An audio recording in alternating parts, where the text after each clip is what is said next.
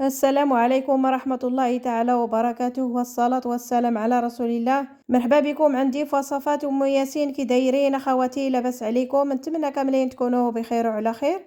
اليوم غادي نقدم لكم السفوف اللي كيجي رائع وكيجي زوين بزاف. نتمنى ان الاعجاب ديالكم وتجربوا اخواتي. هاد السفوف كيجي اكثر من رائع، كتجي فيه تقرميشه ديال الزنجلان اللي خليناه صاين وتقرميشه ديال اللوز اللي هرمشناه، كيجي اكثر من رائع. هانتوما شوفوا. بسم الله غادي نبدا نقدم لكم المقادير وطريقه التحضير.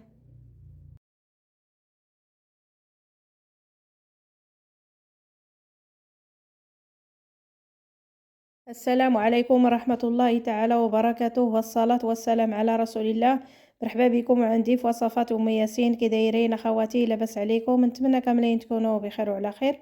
اليوم غادي نوجد لكم السلولو او السفوف اللي كيجي رائع وكيجي زوين بزاف. نتمنى ينال الاعجاب ديالكم وتجربوه اخواتي.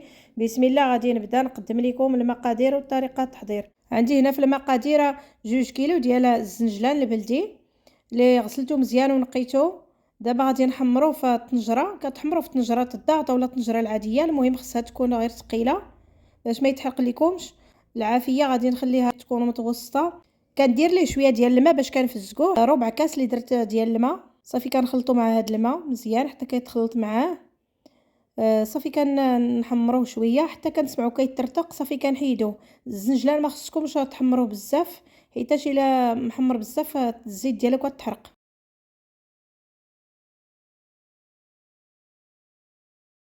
بعد ما حمرته عندي 2 كيلو ديال الزنجلان، غادي نقسموه على 3 ديال الدفعات. شويه الاول حمرته، درت ليه شويه ديال الماء، خلطته بحال هكا، حمرته شويه حتى بدا يترتق ليا.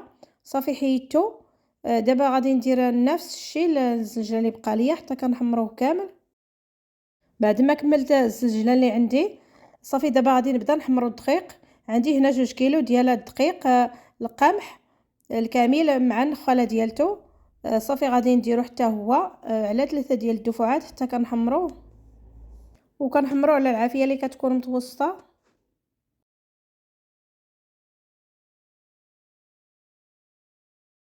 جبنا الضراب اليدوي. الدقيق كيجي زوين بزاف ملي كنحمروه بالضراب اليدوي، حيتاش ما كيخليش الدقيق ديالي يتكور بزاف. صافي كنحركوه هكا، كنخليه هكا على العافيه اللي تكون متوسطه مع التحريك المستمر باش ما يتحرق لياش. ملي كتشوفوا الدقيق ديالكم كيطلع فيه الدخان، سربيوه دغيا، حركوه بالزربه حيتاش بدا يتحمر. ملي كيتحمر حيدوه قبل ما يتحرق لكم.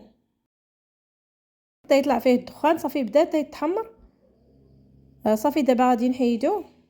كيجي بحال هذا اللون هكا، ما خصكمش تحمروه بزاف عاوتاني حتى تيتحرق، حيتاش الا تحرق لينا الدقيق كيعطينا المروره ما كيجيش السلو ديالو زوين. ملي كنحيدوه من الطنجره دغيا كنكبوه في اللاطه ولا شي حاجه كتكون واسعه، وكنوزعوه هكا دغيا باش كيبرد ليا باش ما يتحرق لياش.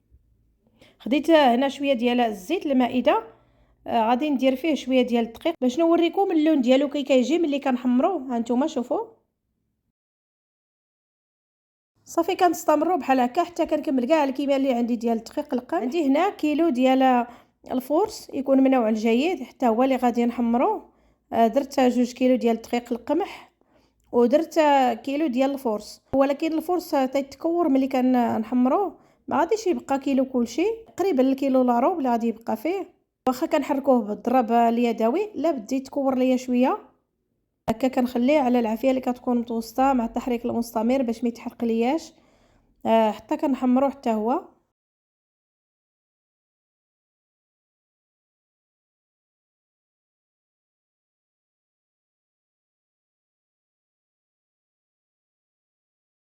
حتى هو كنحركوه من الجناب ومن الوسط. ملي تيبدا هاد الدخان تيطلع فيه صافي كنعرفوا بلي بدا يتحمر. ملي تنحمروه تنكبوه في شي حاجه اللي كتكون واسعه وكنحركوه بالزربه باش ما يتحرق لياش، حيتاش غير السخونيه ديالته داك السخونيه اللي كتكون فيه راه كتحمروه حتى كيتحرق.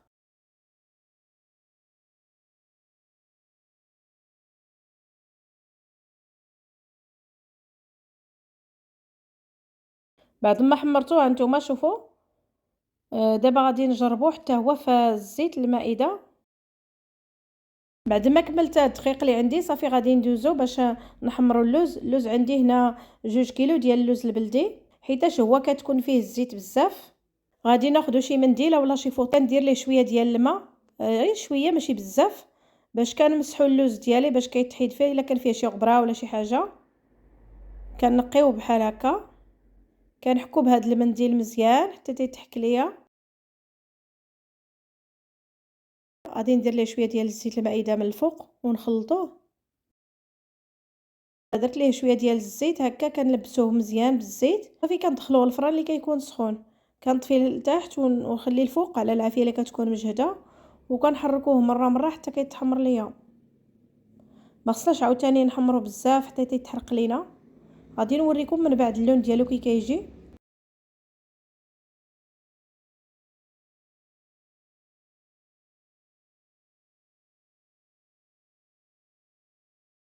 صافي بعد ما قديته في اللاطه درت ليه الزيت وقديته في اللاطه. دابا غادي ندخلوه الفران اللي كيكون سخون من قبل. غادي نطفي لتحت ونخليه الفوق وعلى العافيه اللي كتكون مجهده، وكنحركوه مره مره حتى كيتحمر لينا. هانتوما بعد ما تحمر غادي نوريكم الداخل ديالو كي كيجي. كنقسمو اللوز على جوج باقي سخون. اللون ديالو كي كيجي محمر. صافي كنحيدوه وندير الكميه اللي بقات ليا ديال اللوز حتى هو اللي مسحته مزيان، ودرت ليه الزيت المائده لبستو بالزيت مزيان. صافي درتو حتى هو في الفران باش كيتحمر ليا. كنشعل الفوق ونطفي لتحت ونخليه الفوق على العافيه اللي كتكون مجهده، وكنحركوه هكا مره مره باش التحميره ديالو كتكون مقاده. بعد ما حمرت اللوز اللي عندي، صافي خديت هنا عندي كيلو ديال كاوكاو البلدي، نقيته مزيان حتى هو غادي نمسحو بالمنديل هكا حتى كنمسحوه. عاد كندير ليه الزيت المائده وغادي نحمروه، وهاد المره غادي نطحنوه مع القشره ديالته يجي اللون ديالو زوين.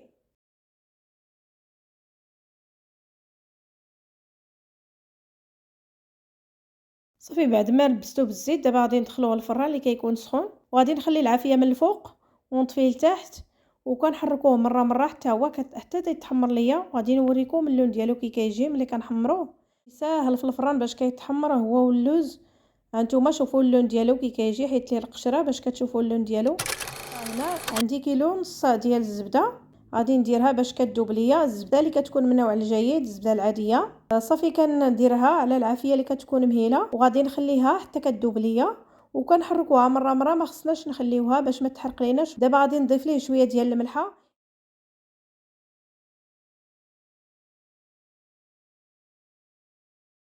اللون ديالها خصو يكون بحال هكا. صافي غادي نخليها حتى كتبرد لينا. دابا خديت القصعه فاش غنخلطوا الصفوف. خديت هاد الغربال اللي كيكون رقيق، غادي نغربل فيه الدقيق ديال الفرص اللي حمرته. هانتوما شوفوا اللون ديالو كي كيجي زوين بزاف. كنغربلو باش كنتفاداو دوك التكتلات اللي كيكون فيه، حيتاش دوك التكتلات راه ما كيطيبوش، كيبقاو بيضين. صافي كنبقى كنغربلوه حتى كنغربلوه كامل. بعد ما غربلته صافي دابا خديت الغربه اللي كيكون غليظ شويه، درت فيه هذا الدقيق ديال القمح هو والخاله ديالته، كنغربلوه.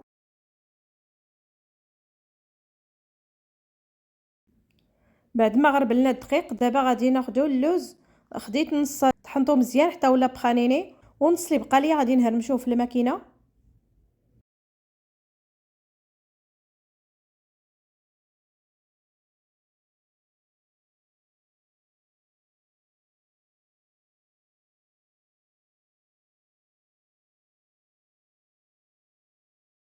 بعد ما هرمشتوه هانتوما شوفوا كنخليه بهذا القوام.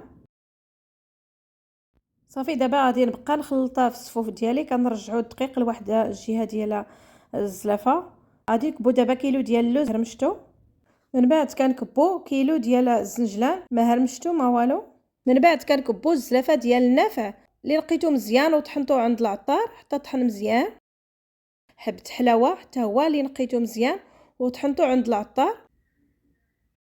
كنضيف الزلافه الى الربع ديال القرفه البلديه. وعندي هنا شويه ديال المسكح والراه حتى هي اللي درتها في السكر كلاصي ودقيتها في المهراز مزيان. كيلو ديال الزنجلان حتى هو اللي نقيتو مزيان وحمرته اللي طحنتو حتى ولا بخانيني. كيلو كبيتو صاين هكاك، وكيلو طحنتو مزيان. وعندي هنا كيلو ديال الكاوكاو حتى هو طحنتو مزيان.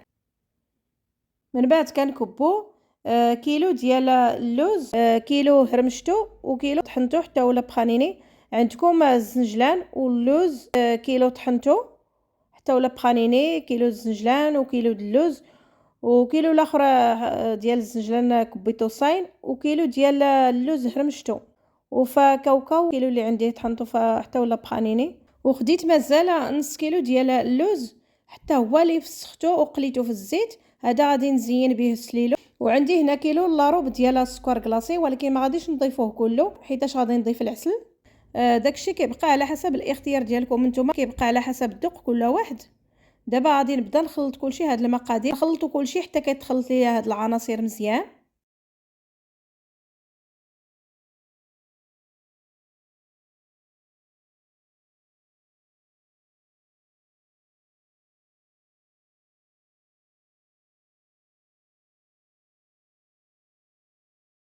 صافي كنستمروا بحال هكا حتى كنخلطوه مزيان، حتى كيتجانسوا ليا المقادير مع بعض مزيان.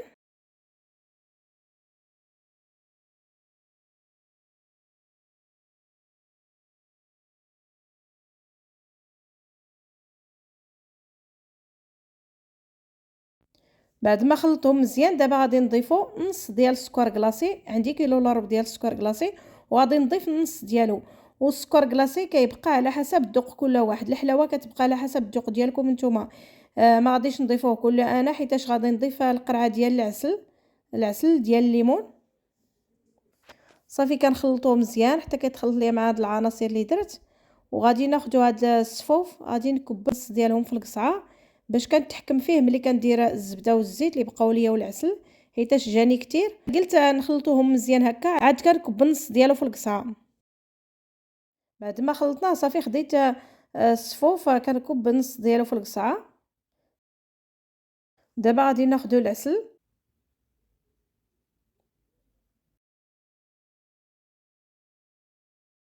غادي نكبو دابا الزبده حيتاش هي دافيه شويه باش كيذوب ليا داك العسل مزيان. صافي كنبدا كنخلطو حتى كيتخلطوا ليا مزيان.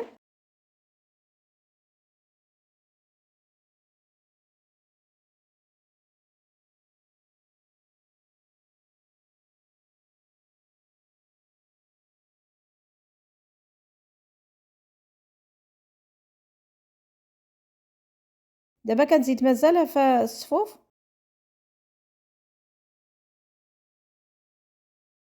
بعد ما خلطناه مزيان مع الزبده والعسل دابا كنديروا شويه ديال الزيت البلديه. صافي كنبدا كنخلطوا كلشي. الا خاصني مازال الزبده كنضيفها، والعسل كندوقو الا خاصو مازال الحلاوه كنضيفوا شويه ديال العسل مازال.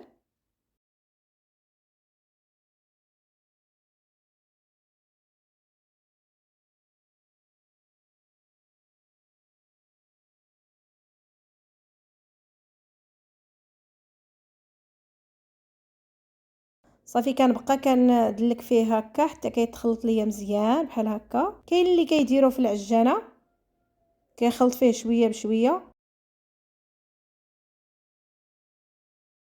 من بعد كندير ليه شويه ديال اللوز اللي فسختو وقليته في الزيت. صافي كنخلط معاه هذا اللوز، وما خصناش نخليه ناشف حيتاش ملي كيبقى لينا شويه راه كيزيد كينشف. انا درت ليه الزبده مزيان والزيت والعسل. دابا غادي نديرو في البطاط اللي كيتسدو مزيان باش الريحه ديالته ما تخرج. بعد ما درتو في البطاط دابا غادي نجيب شويه ديال السوف اللي بقى ليا. دابا غادي نضيف العسل، من بعد كنضيف شويه ديال الزيت البلديه، من بعد كندير شويه ديال الزبده.